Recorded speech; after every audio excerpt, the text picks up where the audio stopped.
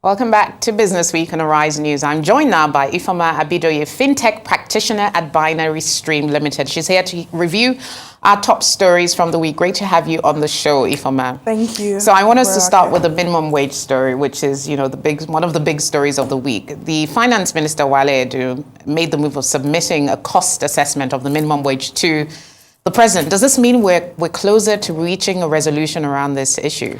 Ideally, that's what it should mean. But there's been a lot of back and forth, between Labour and the Nigerian government.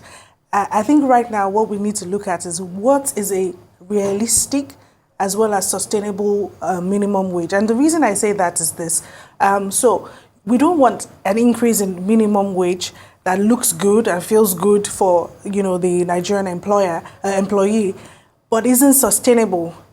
There's no point having an increase of, say, 300,000 naira and it's not sustainable. So you have that increase in 1 month and you're not able to continue till the end of the year.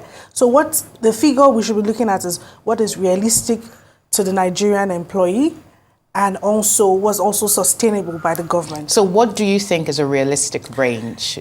So a realistic range is somewhere around 100,000 naira. Why would you say that?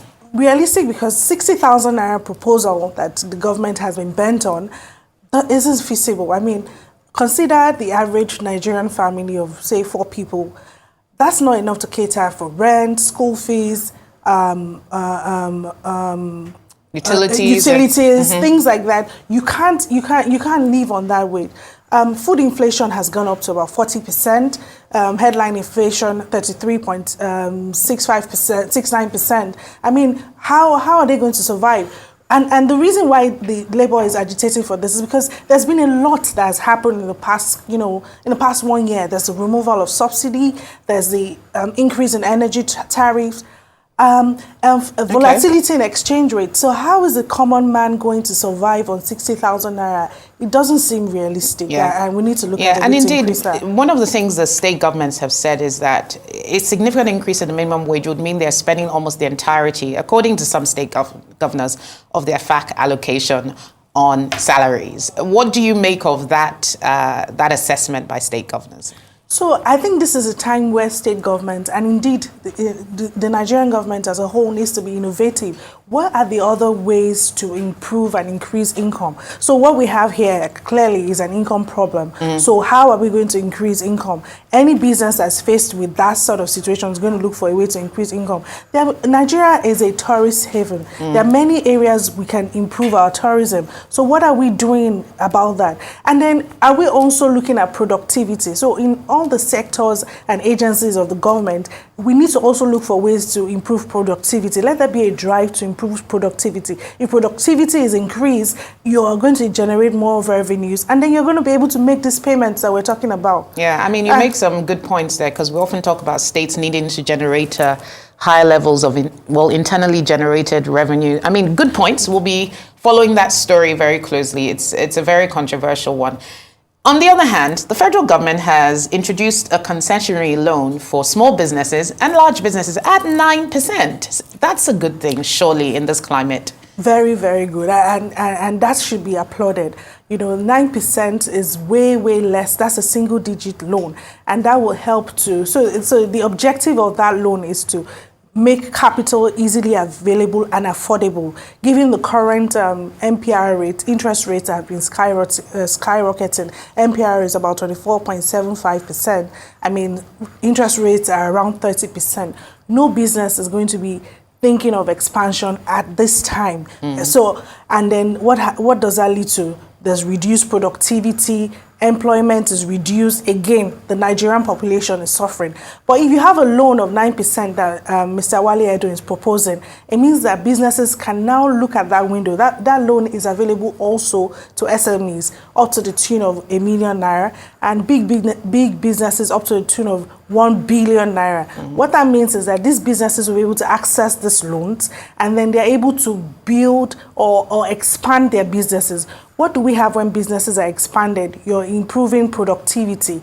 You're going to employ more people. More money is getting into the pockets of the average Nigerian. And then the economy can gradually recover. Now, the thing we need to look at is how are these loans going to be disbursed? Yeah, that's going to be my next question. Yes, that's always been an issue. So what are the criteria? What are the factors to be considered? I mean, the minister has said that there's going to be a biometric process of reviewing who is eligible, and then also getting the details of who is receiving the loan. But the thing is that, this process is going to be followed, because we've had many of such initiatives that somewhere down the line, it doesn't pan out as has been planned. So that's one to really, really look at and hope that the Nigerian population enjoys the benefits from. Yeah, and I definitely hear you there in terms of trying to stimulate economic activity. The question for me, looking at all these initiatives, is how is the government going to fund its programs, right? We talked about the minimum wage earlier. We're talking about a concessionary loan. We see the benefits of having that to support businesses and the economy. But in terms of what this means for Nigeria from a financial perspective, is this a sustainable loan model at this rate for the country? So I believe that the minister who is, has all the information available would have looked at it. And I looked at it because the loan is for 3 months, 25 the loan, okay, that's another one I was speaking about. So the minister would have looked at it and saying that the productivity that will come from it will help the economy expand. If the economy expands, there's more money, there's more, income going around, more taxes are available to the government. At the end of the day, we are going to, the government is going to benefit from extending that loan, and then there'll be more income circulating, GDP increases, and then we're able to fund that as a country. Yeah, interesting. We'll be keeping an eye on that. So much going on in the Nigerian economy, it's incredible. So Ghana, the opposition party, is opposing this deal with this businessman, Indian businessman, 5G deal. So in my mind, I'm asking, is it a transparency issue? Because what is so bad about entering a 5G, contract with investors, foreign investors? This is what all countries sort of dream of. Can you tell us maybe is it a political issue?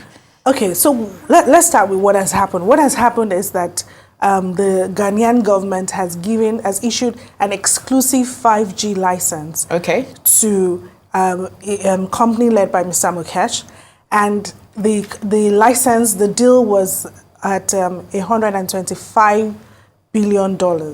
Now, $125 billion. Yes. Wow. Yes. Okay. $125 billion.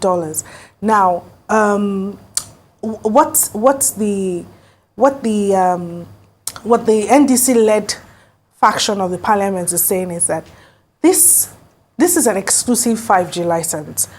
If this deal was to go through, maybe it should have gone through a bidding process to make it as competitive as possible. Maybe this deal should have gone for a higher figure. Why is it this low? Okay. Those are the questions, because they believe that it could have gone for as high as $400 million, for instance, and then if you would have gotten $400 million, and then upfront, exactly, $400 million upfront. This particular deal is $125 million for 10 years. 125 million or billion? Million dollars. Million dollars, for 10 years. Okay. Right, 10 years. And then it's going to be, that's an average of $12.5 million over the period of time, as opposed to $400 million upfront. Now, like every other import-dependent African country, Ghana is in need of FX. So this would have been a fantastic opportunity for Ghana to get some FX rights available to them, instead of being spread over time. And then because it's a 5G exclusive deal, it means that no one else has the ability to play along that line, because this company has gotten it all. So the question is, why was this given? I mean, if you look at the other end as well, this company has shown track record. So there might be reasons for that, but it could have been more transparent. They have shown track record in India. They came into the market space, they dominated, they increased, their current subscriber base in India is about 460 60 million subscribers. So that's a large chunk of the mobile data market in India. So I think what the Ghanaian government might have looked at and said, okay, well, they've done this in India, maybe they can replicate it here. Yeah. I think that's... I mean, they could have looked at the track record of the company, but proportionately at the expense of governance and transparency. Yeah. Because if it is true, as the opposition has said, that the government could have generated $400 to $500 million upfront from a bidding process, that's a huge opportunity cost. That's a huge one. That's a huge one. And a 5G license surely is a strategic enough infrastructure sector, right, for the government to want to go through a bidding process. But I have the feeling that this story is not over. We'll probably hear a bit more. You're very right about that. Yeah. Well, let's go on to other stories. We're also looking at NVIDIA. NVIDIA's market cap, $3 trillion in market capitalization. Somebody actually said, I think they likened it to the total GDP of Africa, the market cap of NVIDIA. Why is NVIDIA doing so well? Now, what does NVIDIA do? They make AI semiconductors. And right now, everyone knows that AI is booming. Right now, we're seeing AI chips booming and increasing and improving, improving in every way. Everyone is trying to get on the AI wagon. Everyone is trying to see what way they can incorporate AI into their business. So that's one of the things that, has led to that increase in the market cap. Okay, thank you. And NVIDIA and Apple, they've had, over the last few years, we've seen tech companies actually come up in the rankings of the most capitalized companies in the North American market. What are some of the other big trends we're likely to see with these tech companies? So in increasing market capitalization is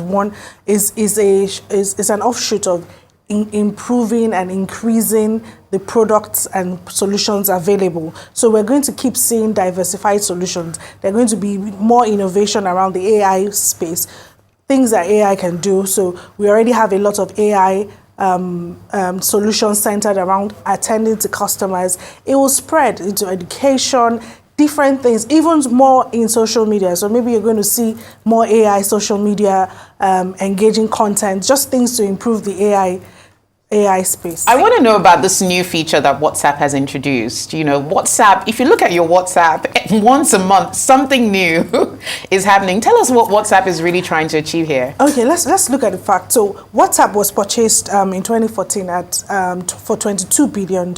Yeah. Now, I think what Meta is trying to do is to increase the rate of return on that, because at the year end 2023, the revenue from WhatsApp was only $1.2 billion. Right. That's only about 0.9% of Meta's total revenue. So what they're doing is giving clients, that's their own clients, right, who are businesses, what they want.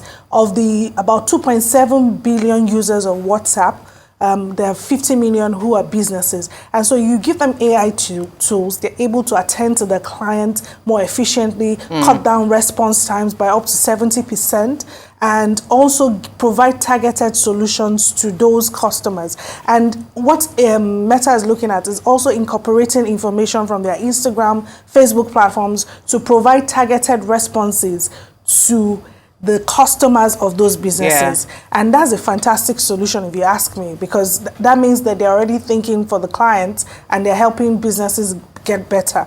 And I believe that will improve the revenue generation from WhatsApp, which I believe is the plan in the first place. Yeah, fantastic. So, I mean, it just goes to show how much AI can really help businesses grow their revenue stream. So technology being monetized and changing the face of our social media platforms. Thanks so much for being with us, Ifeoma Abidoye, fintech practitioner at Binary Stream.